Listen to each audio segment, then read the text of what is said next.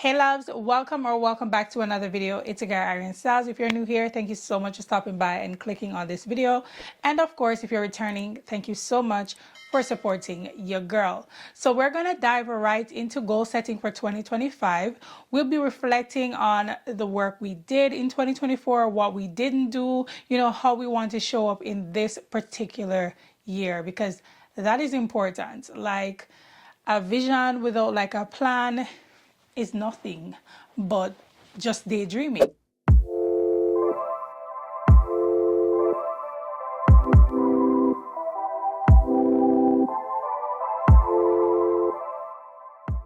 We are going to be setting our goals and ensuring that we achieve the things that we set out to actually achieve this year. Plus, I'll be sharing with you some of the tips that I use to stay focused, to stay energized, to stay on top of my goals. And one of my key, I would say, ingredients is magicmind. If you're not new here, you would have already heard me talking about magicmind in 2024, but what they are is like a productivity shot. So I'm gonna just tell you some of the ingredients that it has, and these are the ones that actually stand out to me, which is why I like it. It has for focus lion's mane, and lion's mane is one of those things that I'm trying to incorporate this year into my routine. Then for energy, it has ceremonial matcha, and if you are a matcha person, you know that ceremonial matcha is like top grade matcha, and it gives you the energy. And then for stress, it has ashwagandha. And those are just three of the ingredients from the three different categories as to why I like them. But of course, there are other benefits, other ingredients, and all that.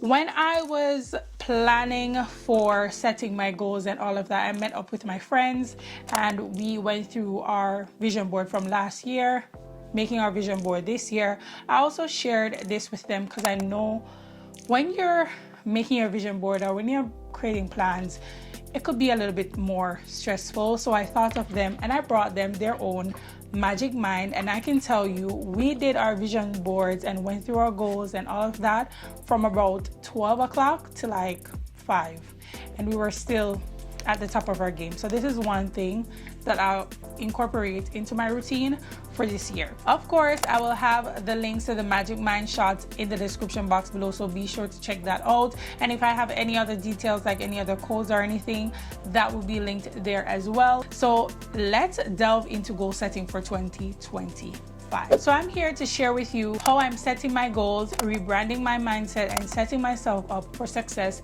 But let us do it together. Now, the first thing that we'll be talking about is just reflecting on 2024, because I'm sure if not all of us, we did set goals for 2024, and the mind naturally wants to tell us that we didn't achieve our goals. But if we really take a look at it, I'm sure there are some goals that we achieved, some of them we didn't quite hit, but all in all, we want to reflect on all of these. So for me, 2024 was a year of growth in a lot of aspects, and I'm super proud of the growth and the steps that I've taken towards growth, even if I did not achieve everything that I wanted to achieve. Now, the first thing for me, balancing motherhood, being a family person, my personal goals, and also showing up on this platform was no small feat. It was no walk in the park. Honestly, there are moments that I was overwhelmed. There are moments when I was like, are these goals like too much? All in all, I can say for the most part, I saw each of my goals through, whether I achieved them or not. Some of the goals that I set out for myself in 2024, such as monetizing on YouTube, reaching 3,000 subscribers, working out consistently, creating and posting consistently on most of my platform, particularly YouTube, were some of the things that I was very much proud of, and I am very much still proud of in 2025. There are also goals that I didn't quite hit, and you know what? That is okay, because it taught me that maybe these goals were unrealistic, or maybe these goals I didn't quite put in all the effort that I should have. For example, eating properly. Now, I tried for maybe 3 months and then I stopped and I wanted some fried chicken. At the end of the day, I knew that this was something that I wanted to achieve, and I chose to listen to the food talk and other things going on in my mind. but this is also something that I can reflect on and move forward with in the new year. The mindset that I want to have is that every unmet goal is like a lesson, and it's also an opportunity to refine and reset and focus. Now that we've talked about mindset, let's talk about shifting our mindset in 2025. So as moms and creatives, it is so easy for you to feel guilty or even overwhelmed as it pertains to the should haves and the could haves. But the mindset that I want to have is progress over perfection, and the mantra for this year is definitely discipline. You heard me talk about the fact that I wanted to eat healthier, but I also ended up eating fried chicken. That is where the discipline comes in, but also understanding that, I may start off very strong like I am this year with my eating and my, working out. I've started off real strong, but there's no telling if at the middle of the year something is not going to happen to throw me off. And that is where I'm going to say I'm going to strive for progress and not perfection, but also I'm going to remain disciplined that, in order to achieve these goals, I need to do X, Y, and Z. So you know what? Instead of saying I've made 7 goals for myself last year and I only achieved 3, how about you say, you know what? 3 of these goals, such as monetizing on YouTube, reaching 3,000 subscribers, working out in the gym consistently, and losing weight for a whole year. So I'm choosing to focus on those things so you're able to apply those same principles and achieve these other goals here. And this brings me to the point of saying you just want to show up consistently and also give yourself some grace. But in that same breath, understand that giving yourself too much grace can be a little bit crippling.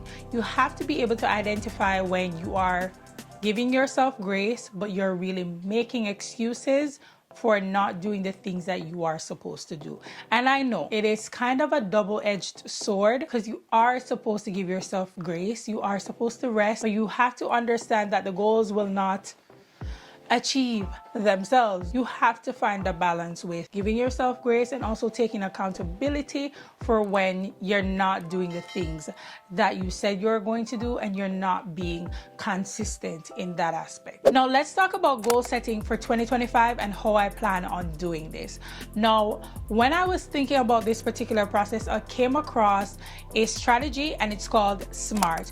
The S is for specific, the M is for measurable, the A is for achievable, the R is for realistic, and the T is for time bound. I really love how this is segmented, but this is how I'll be applying this particular strategy to my goal setting for 2025. Now, the first part of this strategy that I'll be incorporating into my goal setting is to set clear and specific goals. For example, I wanted to grow on Instagram, but it wasn't till the middle of the year I realized grow how? Grow by how much? That would help me to say, yay, you did it, the same as I did for YouTube, and set a more appropriate goal if the need arises. So for me, saying something like I want to grow to 10,000 followers on Instagram and to build a community, I feel like is a lot more specific, because not only do I want to grow to 10,000 followers, I don't just want to have followers. I want to have people who identify with the things that I do. So I'm a mom, I'm a creator, I work a 9 to 5, so I'm juggling all of these things. I'm a Black woman, I love fashion, I love to feel and look good, but I also do all of these things on a budget. So I want to build that kind of community. So I'm being a lot more specific as it pertains to that. I feel like that's a blueprint for setting up yourself for success in this year. Another way in which I'll be doing this is breaking up the goals into smaller parts. So keeping with the example of growing on Instagram, I would say, I'm posting 3 to 4 times a week, and I'll be posting, reels, photos, carousels. I'll need to solidify that, how many times I'm posting on my stories. That would help me in order to batch film or ensuring that I'm creating and also editing in a timely fashion.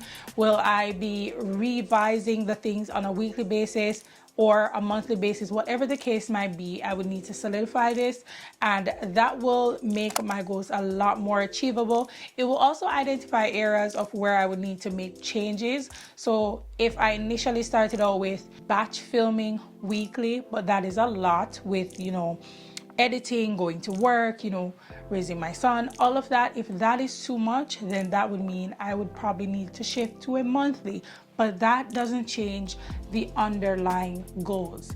but at least I had a plan and I'm able to identify what, adjustments I need to make with the plan in order to achieve the goals. Staying accountable is another one. So sharing my goals with you is also helping me to remain accountable, and you guys doing the same with either myself or people that you trust is what is going to help you to stay accountable. A lot of us grew up thinking sharing our goals with people is not the thing to do, because if you share a goal with people, you're not going to achieve them, or something might happen. I don't know what we did really think would happen, but not sharing our goals with people.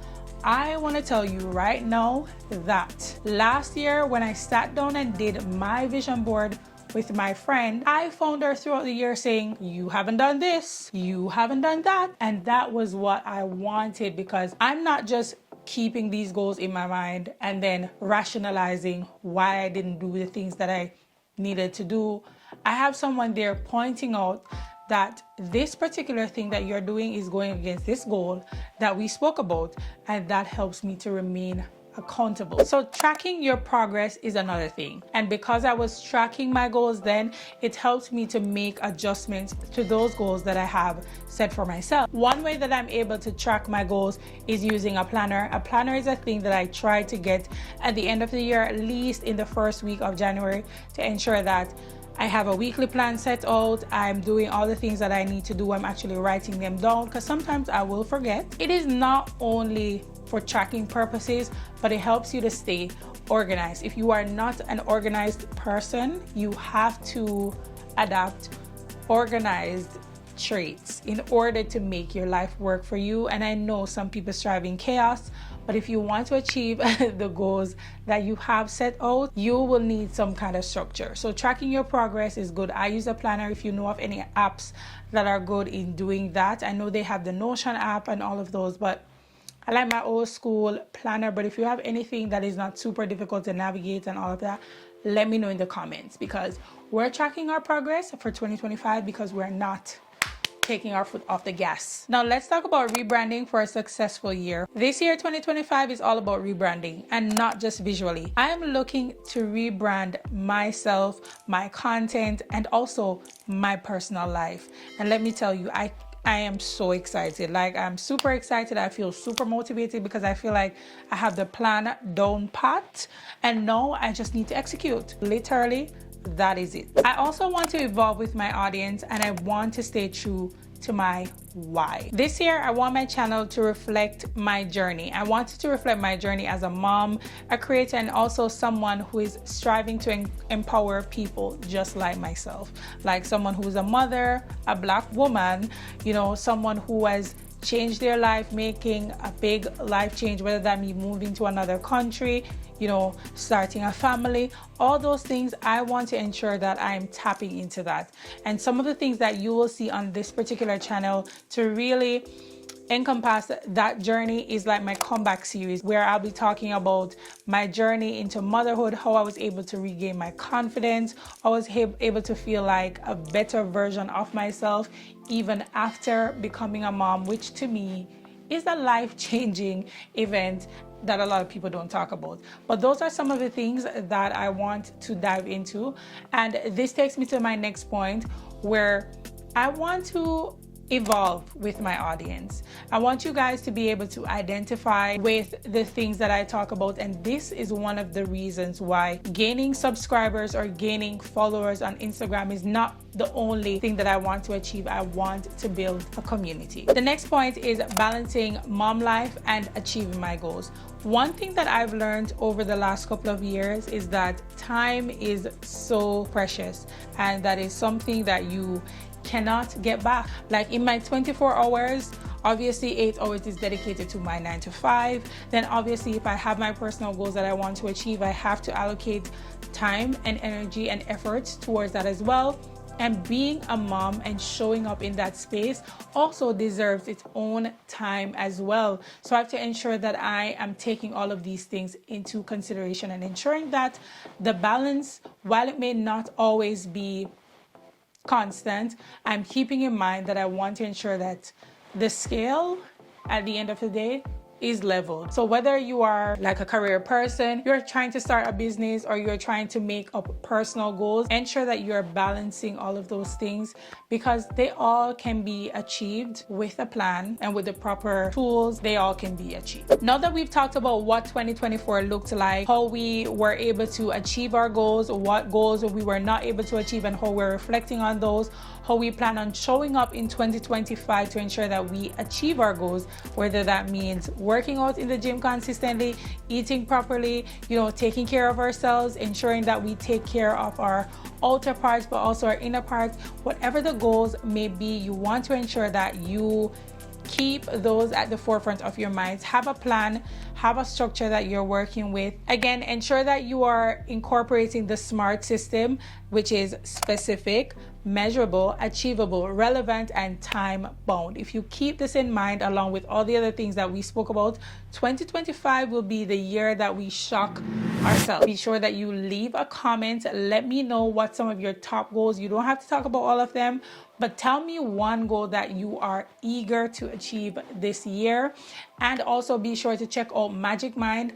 All the details will be linked in the description box below. I told you guys already, Magic Mind is like a staple in my routine right now because of the ingredients and how it makes me feel without getting that crash, all of that good stuff. So if you want to try it for yourself, the link will be in the description box below. Again, thank you so much for tuning into this video. If you aren't already subscribed, be sure to subscribe and hit that notification bell so that you don't miss an upload. And cheers to 2025. I'll see you guys in the next video. Bye.